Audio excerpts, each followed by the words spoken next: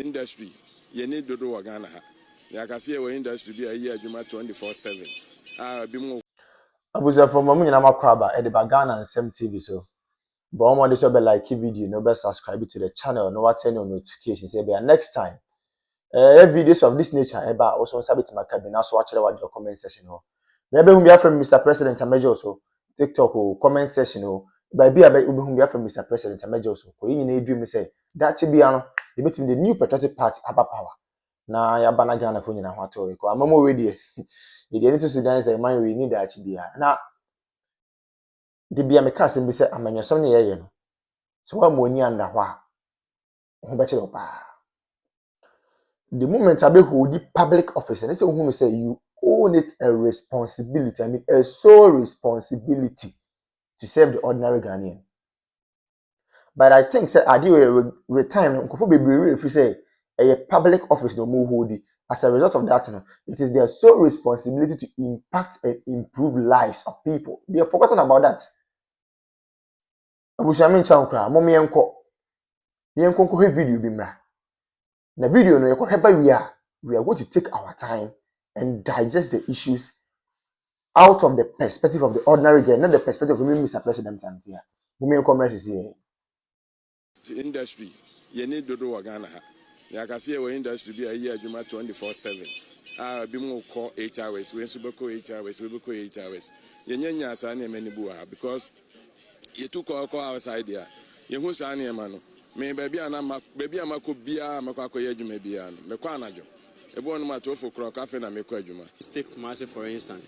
Kumasi apart from Kumasi Keditia itself no, apart from that place no, the other places no, you cannot do 24-hour economy because let's assuming that ebia me or shop or Kumasi na say running 24-hour economy obia pon coming kwa there will be some robbers attack.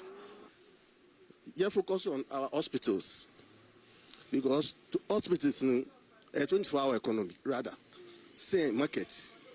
It say like yeah, focus on our hospitals, that it will be okay. So bet me a creating industry companies akase nipa bet me a adwuma wom 24/7 and na bet me we say after 24 hours na ya adwuma. Now you are never let me your the you let you more never to me. You let never 2 years. Oh, no, I'm serious. I'm talking serious. I'm talking to you seriously talking, and you are laughing at me. Don't laugh at me. Hey, Imbra, to cut everything short, eh? I told you any kawaya. Nico, this will like a kawaya beer when I take. Simply, I will not talk when you go. And yeah, Kawaka, I swear when you make it a Mokaladoma one. Nakwa beer, and walk, I can't a beer, Nakawaya gem. Any roll is a shame, men never roll is back, and no mere attack on sky again. No mere was a man, what the fair or took a dash. Asking sound more thickly than it be. Like I took a Nibia, Mamma Mano. I can say I'm a fake carabul, not swan. I never by being trap window, and if you be a fair also as you. Because as you men in Nakash, and back away, actually not away. Got to win a pet. Mayor Pinkum Obaya. She got to away. Mamma, eh, Ladina, get your say. Any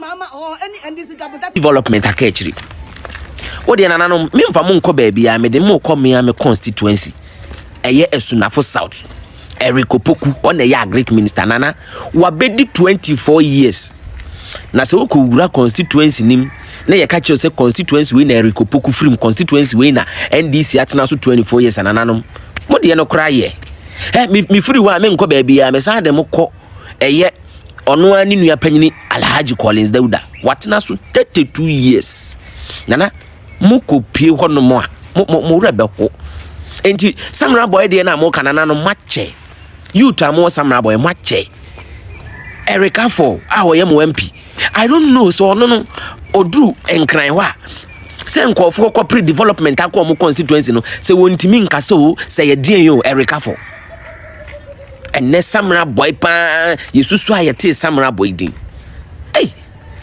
and I no cry there say me hwe de ekoso Samra boy makoma ya me ya menti kronim me mfiri kronim nenso no ekrono lack of development e wo Samra boy na emu ya Erika for me se na no mache enye Erika for nko a Oshe MP sa wo mabasa amanfi west amanfi east ne ne mpotem wonananom omo nyina mba omo homodene because the way amanfi for mu contribute to the development of Ghana no enye ehun I mean resource na munya enye ho resource minimum enkuro ni bia wa amanfi ne mpotem a since awodoma nkoma bo ade besi nne quota asphalted road omunhu bi da aden meanwhile amoto abade ma NDC me say na ma hasama making what they Ghana for me say mum yenyi politics into nchen na yenyina yen think deep say constituencies eye NDC constituencies no development what is saying na yem fan compare constituencies eye NPP constituencies although say me say NPP de no baby NPP for DMPs no anaso omo control ho no e boroso ama but o compare one me far better than a constituencies a NDC MPs and the hono. O de wani chirem ewo your friend is a northern region crowd ya any bobo copy baby to say Haruna Idrusumo any other MPs bi omo nana mo de modika mo MP ni de honorable Haruna Idrusu asem but education no there's nothing there's nothing exciting about education. There's nothing exciting. Rhetorics in our bro for kesi. Honorable Haruna Idrusu Gabuna Dr. Yawaduchum di atono NDC aban entimin fele ye apart from yenchia wentie betia school fee di betia there's nothing but na aduchum unya ne time no kasa 5 minutes mpo a unse papa na yenhyehyɛ ya na professor ne doctors ne ntina se but not the san nyoma ya ye kan ebi na eba say akra no in fact no dey ba could be or say gift okay talent or the ba could be no ayi approve ya or say you will be or special talent. Education here too rough and too raw, and I'm concerned. Her teacher Nibia, you're concerned, but the point is that even when you engage Umukrana, you realize they are cano or but they are not ready to change. Somebody to say that yes, Sanu. They can't change. Swati. Now, Obin country na Nadia to say MPP for ATM we say it was somewhat twice in Yinano. 9 year doconuntil. 9 years bia kaya yubedos Ghana until one of the sectors akufu do managina wankasa udin wa dance education enkranfo atena se amadwo mahama ka kire omo say education hu hia omo de omo nya dokono a omo ye normal omo ye okay ntinkande Haruna Idrusu se oni policy a enkran schools ni se obetimi a kire omo say de kenki after all kenki no ye to oko voter say ya akpele wo ho betimi a kire omo say de omo ye akpele omfa gusila bozu no mu asantima mu kente wo ho no ma kire omo say de omo ye kente zo na da no se mu de bia ye ka ho asem oman we just say yenim oman issue ayewo ko ye hwe ne ma papa na adan kwaku for Dr. Laji Mahmood Bomi aye de ma oman we a any 2024 elections eko no ma Dr. Bomi e den e de kire Ghana fa se me ba we ni we na meya mamu na busia na ke yensem pata de yensa kan serious so in fact oman bi timi ko borrow oman bi presidency oman bi timi ko borrow oman bi leaders KBA the new patriotic party the leaders of the party KBA borrow omodom ko another African country to cause development there. For the first time in the history of the country, we have generalized free senior high school. The word is generalized. For the first time in the history of the country, we have active drone delivery systems. For the first time in the history of the party and of the country, yetimi enya active and well facilitated health facilities across the length and breadth of the country. Agenda 111. We may say impoyen because the agenda na the person here number of hospitals the person is because of time. But those ones yetimi go and see how they have been operationalized. And then me look say we have some of the hospitals in fact equipping hospitals not all right but because of political tantrums and political gains me look say hospitals and the go sana no me say It is a Kenyan who saying a no man in Abaya. It's a scan of Canada was I go to me and say, oh, I mean, say, almost same people for. Name my comfort my sacrifice discard to what the hospitals, my most of my comfort. I comfort my facilitator, me on fund free seniors, most of my comfort. You say, any Ghana for debut. Now, find a tables net 10 after the Moki Kaka. Why are they shouting? Obian can't to them call. I saw from among common into with the greatest of it, among common into them queen in a home. Chief imam for income into the queen in a home. Politicians income into the queen in a home. Market women on common into the queen now. Obian can't into them queen in a home. 2020 Jua, they will know the way forward. Ah, yet you come over so no bow, no the credit scoring system, but I must open conquering it.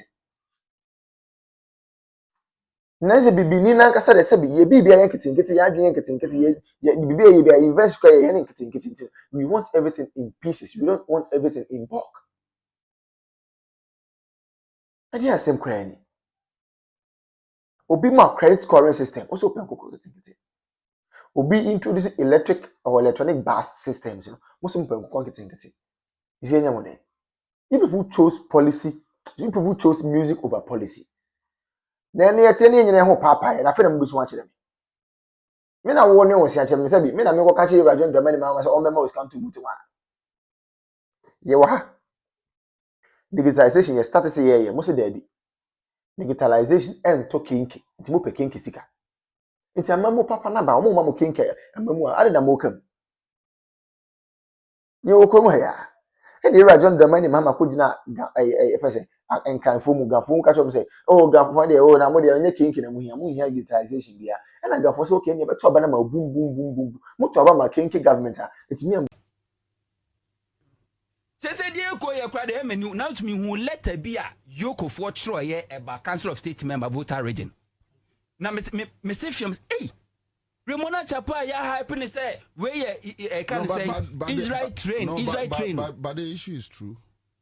Okwe ni letter now was say council of state member no we former staff emanam one which is never true.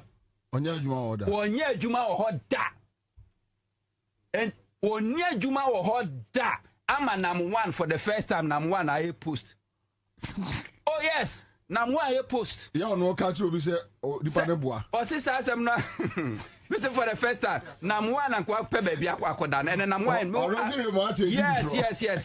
Na che say was in ukura dwiri ni say state institution we intelligence institution. Who need intel? Ayeka bro. Say problem ni nyina say. Economy no kwa na eboa. Problem ni nyina say. Papa or council of state member or company to good before grab good board beba no to me create a good board alliances no to me to good to me to good to me good kwa manone ano ni adwuma ko bia kwa pam say me supply o good between June 2025 to June 2026 within 4 or 5 months we me supply good no over 75%.